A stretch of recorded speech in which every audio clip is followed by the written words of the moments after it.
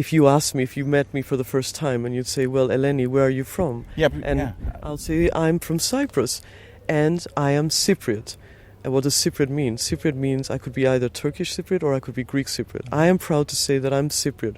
And this is what makes us stand out and unique from Greece and from Turkey. We live together under the umbrella of Cypriot. So we could be also Armenian, we could be Maronite, we could be Turkish, we could be Greek. And I am proud to say that I am Cypriot. Meet Eleni Ellinas, a Cypriot who really likes to walk and talk, both in her work as a tour guide and in her coaching business. Before we started the walk and talk of the Green Line, the buffer zone that divides Nicosia and Cyprus, I asked her to tell me something about herself and what she does. So I do two things. One is I guide walks in Nicosia, mainly in the buffer zone and the Green Line, and that's a big passion of mine because I think, Cyprus being the last divided city, it's a quite interesting place, and to also have an understanding of how the Green Line works. So that's one of the things I do, and I also lead guided walks throughout the islands as well. And it's not it won't be the typically tourist place that you'll be visiting. You'll be visiting very traditional places and small villages. So that's one of the things, the guided walks. And the other thing I do is I'm also a coach. I work as an outdoor coach, and there I combine walking and talking as well, because I really think that working outdoors with people is a lot more effective, and being in nature and using nature as one of our kind of aids as to healing and working with ourselves. It's a great way to work outdoors, so I don't believe in staying indoors. So I take people out and we walk and talk. I use a lot of mindfulness as well, and NLP and various different modalities, but I work holistically with people, so depending on what they're going through. But I've seen incredible results from walking and talking. So those are the two things I do. Everything has to do with walking, so I basically married my two passions, walking and talking. And this is how I came up with my business, which is actually called Walk Talk. So if with a little bit of luck, I'll get a bit of life coaching as well. Yeah, maybe. Depends how good you are or how bad you need it. Her tour company is called Walk Talk Cyprus, and she's specializing in cultural trips where she unveils the real heart of Cyprus, sharing the stories that often go untold. When she won the Cypriot Philoxenia Awards, it was with these words: Eleni Ellinas truly redefines the role of a guide, elevating sightseeing to an experience steeped in personal connection and rich understanding. So I am with an expert, and I feel so privileged that she agreed to spend a few hours with me. My name is Palabo. Welcome to the third episode from Cyprus. Walking the Green Line, tour of the buffer zone. This is the Radio Vagabond Podcast. So we're in the buffer zone now. We're in the buffer zone right now, and I just want to give you a little bit of an understanding of where we are today. So basically, what is the buffer zone? It's kind of like a no man's land. It's controlled by the United Nations, and it's also, the different buffer zones are also spaces for people from both communities to come together. There's two in Nicosia. One is here by the Lidra Palace, and there's another one by the abandoned airport. But the one which is accessible for both is here by the Lidra Palace. And again, very important because it is a place where we build, we come together and we work towards peace. One of our mottos is we build bridges for a better future, and we kind of move on from the past, because a lot of, unfortunately, people have been stuck in the past. So this is our place to do that. So what we see here right in front of us is an abandoned house. Yeah, behind some barbed wire, an abandoned house with broken windows. Yeah, and if you look at the style of the house, it's the urban architecture, you'll see a very colonial style. And that's, again, influenced from the British, because Cyprus was a British colony until 1960. So there's a lot of that influence here, and will notice on our walk today. Now, this house, unfortunately, this beautiful house that actually nature has now reclaimed, as you can see, once belonged to Greek Cypriots, and because it is on this buffer zone, it got stuck here, and it basically fell asleep through time. So hopefully one day, if things, if Cyprus eventually might reunite, then people have the opportunity to reclaim their houses. But for now, it gets stuck here. It's stuck here. So, yeah. But I also wanted to give you an understanding of where we're standing right now. So the green line is not a simple line. Like, for example, if you go to Germany, to the Berlin Wall, the pre-Berlin Wall, you would have that division, right? Well, here you've got this green line, which is a zigzag line that goes throughout the whole island. And it's not a simple line. It's actually divided houses, properties, churches, roads, and it's a very complicated line. And today on our walk, we're going to see a lot of that green line, and you're going to have a better understanding of how this green line works. But as we stand here, on our right side is the Turkish side. On our left side is the Turkish side, just beyond the Venetian walls there. Behind us is the Turkish side, and in front of us is the Greek side. So, again, we're standing here. Which is which? Well, this is how it works, and we're going to see a lot of areas today that you would actually think that you might be on the Greek side, but you're actually on the Turkish side, and vice versa. Uh-huh. Now, one thing that which is interesting, is the Venetian walls have also been divided. So the Venetian walls, Nicosia, for example, existed within those Venetian walls. We'll cross over here before we get hit by the car. When you say Venetian wall, what do you mean by that? So the Venetian walls were our protective walls, and they were built around the middle century, and they were actually completed by the Venetians in 1570. And so Nicosia basically existed within those walls. It was only later that Nicosia came out of those walls, but they were our protective walls. And in 1570, once the Venetians had completed those walls, unfortunately, we got attacked by the Ottomans. So the Ottomans came in, and then we came under Ottoman, conquered by, let's say, the Ottoman Empire.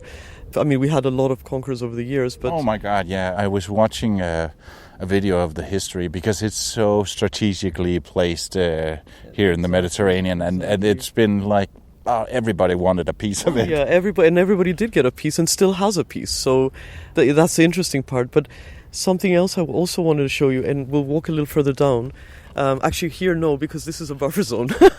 So we can't walk there? No, you can't walk in there if you want to, unless you want to get arrested by the UN, first by the UN and then by...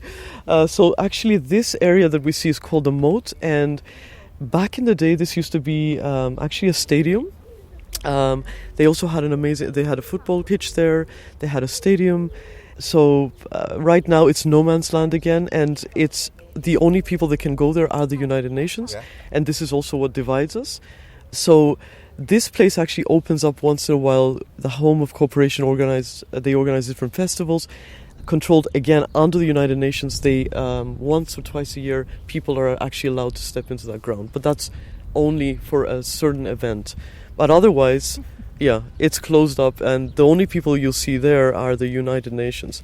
Now, what we see beyond that wall there, where those cars are, is on the Turkish side, and that whole district there is used to be the Armenian district. So in Cyprus, not only do we have a lot of other minorities, so it's not just the Turkish Cypriots, it's also the Armenians, who have existed here for over 1,500 years. It's the Maronites, who have been here for over 2,000 years, and also the Latin community. Mm-hmm. But that whole beautiful area, which is very interesting to explore, was predominantly an Armenian area, a district. And the Armenians actually fled from there in the 60s. So when the first Green Line was made in 1963 by one of the commanding officers, who actually said, enough with you guys, the issues between the two sides, he had enough. So he basically took a green pen and he divided Nicosia. But in the 60s, we were still allowed to cross over. It wasn't a complete division. So you had curfews. Now, the Armenians felt threatened at that period, because the Turkish Cypriots and the Greek Cypriots were fighting between each other. There was a lot of conflict. So what they did is actually they fled and they moved to the south side. Some remained, and the remaining ones, after the war in 1974, they actually went to the south side. So that area there that we're going to see, and we'll get a bit closer, we'll walk a little bit closer, and I'll show you that area a little bit closer. But hopefully you'll also get an opportunity to walk through that area, because it's a very interesting area to see. Before we continue, I can see that many new listeners are joining the Vagabond family, so I thought I'd give you a chance to get to know a bit about who I am. So I'm setting a timer for 48 seconds. In other words, it's time for a brand new segment I call Me, Me, Me.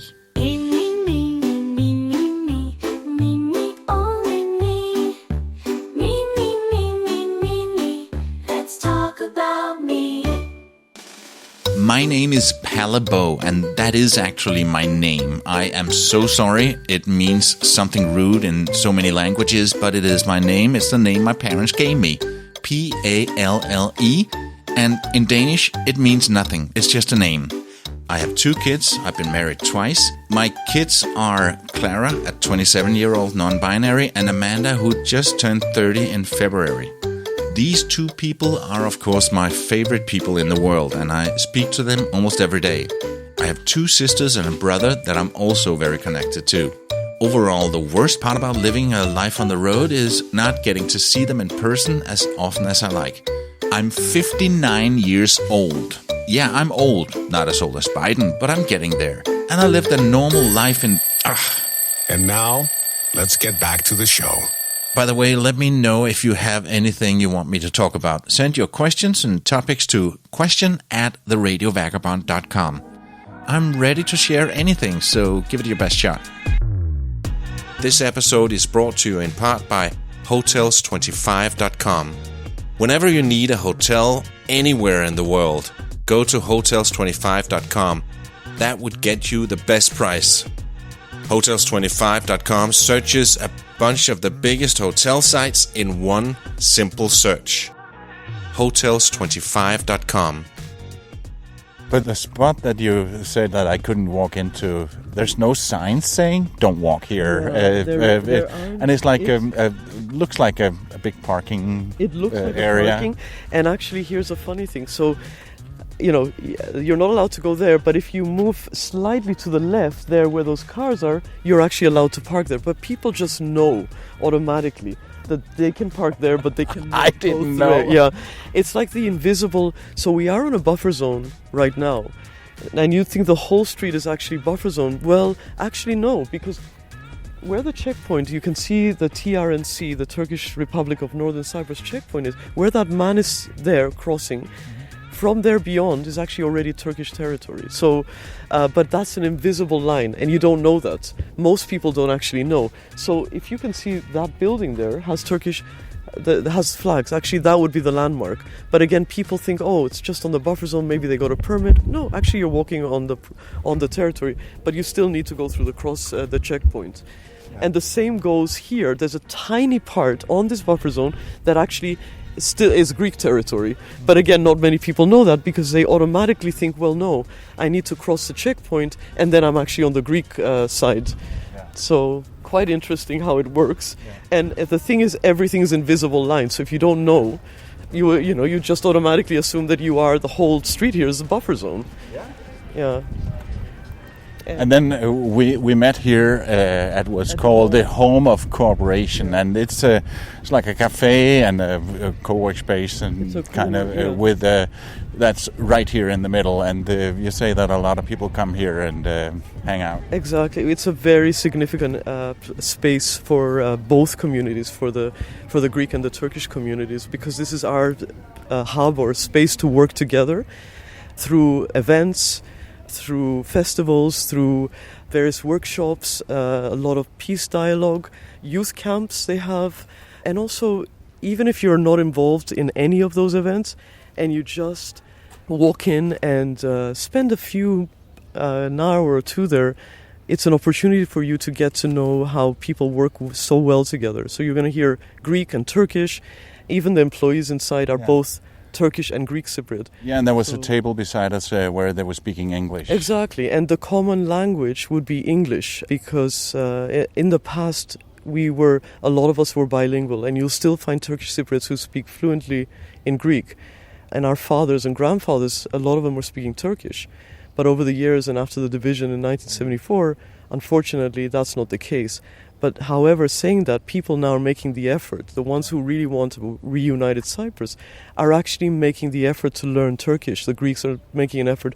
The Turks are making an effort to learn Greek, which is, very progressive, and it's kind of like moving on from the past into a future that we might have together. And as I always say, even if the politics don't agree, the people do. Many people do want to be reunited because we feel we have a lot of history together and heritage, and there are ways forward. So, so that's more or less. So nowadays, there aren't really any conflicts anymore, and you get along fine. Yeah, listen, I mean, generally things are very peaceful here. It's very rare. If anything happens, it's very small incidences.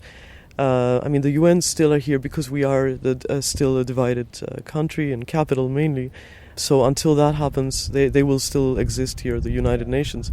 But generally speaking, it is very peaceful. Cyprus is very peaceful. The only thing is that you do have, especially Nicosia and other cities, but mainly Nicosia, is a reminder of the past. There's always constant reminders. And that's by for example, abandoned houses. A lot of the places that have been kind of left, it's almost like walking through a time capsule, the way it was in 1974. And because they're either stuck on a buffer zone or they've been divided through a green line, and this is a constant reminder, but it is part of who we are today, and this is a state of who we are today. But at the same time, there's a huge movement of moving forwards, and even kind of living with this, but still moving on from what we have. And actually, I want to show you this house. Yeah. Before we get to that, when I spoke to Andreas, who's 88 years old, and I said, do you think it's ever going to be reunited? He said a clear no, it's not going to happen. Yeah. What are your thoughts on that? Listen, I never give up hope, okay? So my ideal Cyprus, if you met me for the first time and you'd say, well, Eleni, where are you from? I'll say, I'm from Cyprus and I am Cypriot. And what does Cypriot mean? Cypriot means I could be either Turkish Cypriot or I could be Greek Cypriot. I am proud to say that I'm Cypriot. And this is what makes us stand out and unique from Greece and from Turkey. We live together under the umbrella of Cypriot. So we could be also Armenian, we could be Maronite, we could be Turkish, we could be Greek. And I am proud to say that I am Cypriot. When I spoke to you a couple of days ago on the phone, I said, are you Greek Cypriot or Turkish Cypriot? I said, well, I don't really like, technically I'm Greek Cypriot, but I like to just say I'm Cypriot. Exactly, and that's how I feel. And I would always say that I'm Cypriot because this is what makes us quite unique and we stand out from other countries. That the fact that we lived very peacefully, harmoniously, and we embraced each other's traditions. I mean, we're coming from different religions and backgrounds and culture and heritage, but yet we managed in a beautiful way to embrace and respect each other's differences. So coming from Christian and Muslim, and yet we still respected Muslim holidays and vice versa, Christian holidays. We actually came together at certain times, for example, like Greek Orthodox Easter, and we were cooking together, we were learning from each other, we were adding things onto our spices, and we were, even our language, our dialect, the Cypriot true dialect, embraces and has Turkish words, and vice versa. The Turkish Cypriot as well has Greek, and so even through language, through customs, through everything, we actually got together and we very much connected in so many different ways. And today we have the same, but a lot of us don't want to admit it. Even our language, some people don't want to actually, if they really truly look at the Cypriot dialect, there's a lot of Turkish words there, and Arabic of course, because we also had conquerors and everything, but a lot of Turkish as well, but yet we live very peacefully, and that's what made us unique, that two religions, different backgrounds and history and heritage could come together and live very peacefully, and that's how we lived. And if you speak to everyday people, especially the older generation, they will tell you how much they miss those days. I miss the days when I was cooking with my friend Eleni. I miss the days when we were doing things together, when we were growing our land together, when we were farming together. And the new generation now is realizing that, hey, actually we could live together very peacefully. So yes, my hope is one united Cyprus. Whether it's going to happen or not, difficult to say. However, I never give up hope, and I do hope that one day we will be. But unfortunately, it is not easy. It's been almost 50 years. However, we can work in our own ways, and even if our lands and if we don't have open borders, we can still work together. So at least, there's hope that way with the people. Walking the line, the buffer zone, where the walls whisper in a hushed tone. Side by side, through the ghost town sites, the radio vagabond and the guide Eleni's insights. We're in front of another abandoned house. Yes, and I want to show you a little bit of this house. I'm not going to let you go inside because you might... You're not going to let me go inside. No, because you might not come out. If you go in, you don't come out. I mean, again, we're looking at a house that, again, froze through time. So this house, again, is on the buffer zone, and you can even see the sandbags there that actually remained there since 1974 and have not been moved at all. It once upon a time was a beautiful house, a 5-bedroom house with fireplaces and a beautiful garden, and now all you can see is graffiti and sandbags and in a pretty bad condition. So this house was owned also by Greek Cypriots, and the owners basically didn't even bother to see if they could perhaps even reclaim it, because there is a house further down that was actually they actually managed to reclaim it, but they are on Greek territory, so that's why they got a permit.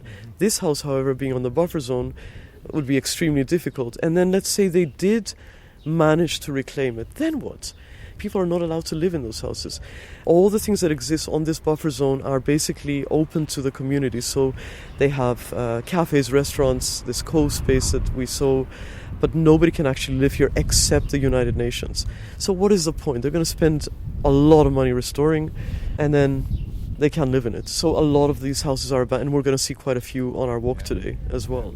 And there is in front of us, on the other side of the road, there's a big building that used to be a hotel. Yeah, this hotel was one of our most famous hotels on the island, and it was called Lydra Palace Hotel. Now, it was famous not only for visitors to Cyprus and tourists, but it was famous also with the local communities, both the Greek and Turkish communities, because they had a beautiful swimming pool and tennis courts, and people were members. And there was a lot of community coming together and enjoying the swimming pool in the summer when the heat was on, and families and children, and they had also all the big weddings and gala dinners, and presidents used to meet. So yes, this was a very, very famous hotel built in the 50s, and today it is a United Nations exchange gate, and the UN are housed there. They're not actually living in the rooms they used to, but the building is actually unsafe. And here's a weird thing, is that they cannot restore the building. They can only do very basic maintenance. So, why? Because it is on a buffer zone and it's just the way it is. They are not allowed to make any changes. The only thing they can do is just a basic maintenance, so the roof does not cave in. And this is why the UN soldiers had to move away from the rooms, because they realized that they're actually unsafe. They're not fireproof, earthquake-proof, for various reasons. They actually said, okay, they moved the soldiers out. So they are not permitted on a buffer zone to do any changes. And actually, we're going to see a little further down bullet holes from 1974. So nothing has changed. And damages, even the windows. And actually, we have to run because they're going to open the door. You don't see that door open. So I want you to have a quick look. There we go. Hi, good morning. How are you? Yeah, great. It's nice to see the door open. Yeah, and see the old sign as well. Mm-hmm. Yeah. Did you see it before then? Sorry? Have you used to see it before I all took over? Yeah. I've been on the rooftop. And have you? Yeah. Brilliant. Yeah. Is it okay if we take a picture? No, I wouldn't be allowed to. No. I always try. I know. I always try. But yeah, and I mean, you can see there the building, how much has been damaged, and yeah. And she just told me, I'm from Denmark. I'm visiting, but she's the local, and she's talking. Here, and she says that the UN soldiers used to live here, but not anymore. Yeah, so we used to live in the buildings, apparently, but the causes of health and safety and fire exits, we don't live in the buildings anymore. We're still on campus, but just not in the building. Yeah. So you moved back in the back, and still in the grounds area, in the buffer zone. Yeah, this still is, isn't it? Yeah. Well, it's such a shame. It's such a shame. Big place there. Hi. No worries. Yeah. But you, I mean, all the downstairs, so conference rooms, even the swimming pools are being used as well. Yeah. They use this, which is great, and Keep on top of it, make sure it's clean. yeah, exactly. Yeah, And you're from the UK. I'm Scotland myself. Yeah, so really Scottish. UK. yeah. So, right. Yeah. Actually, yeah. most of the soldiers here are actually from either Scotland or the United Kingdom, or You have a few, so it's United Nations, so you do have a few in other areas all over Cyprus. There's like Yeah. another regiments from other countries further Yeah. up. So it's spread. I remember it was back in the 90s. I had a good friend. He was also a UN soldier, and Okay. he was stationed here as well.